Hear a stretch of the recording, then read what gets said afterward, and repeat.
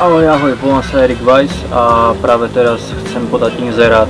Dávam do predaju môj laptop MSI, ktorý vlastne už je asi 3 roky starý a dôvod predaja je, že si chcem proste poriadiť nejaký menší prototyp tohoto počítača. Má tam DVD-romku, je tam webová kamera je vstávaná a ponúkam to už teraz, lebo som odcestovaný zo Slovenska a keď sa vrátim okolo novembra, decembra, tak by som to mohol ponúknuť niekomu, asi najlepší študentovi.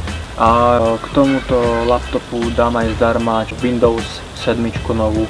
A je tam aj anglická verzia, aj slovenská verzia, takže môžeme dať kľudne osobné stretnutie, ukážem všetky funkcie, môžete tam dať kopec filmov, strašne veľa muziky.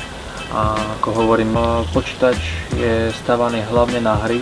Laptop má cca 3 roky, takže táto mašina ťahá všetko. Cez stvorenie hudby až po videotvorbu. Že nemá problém ani s HD kvalitou.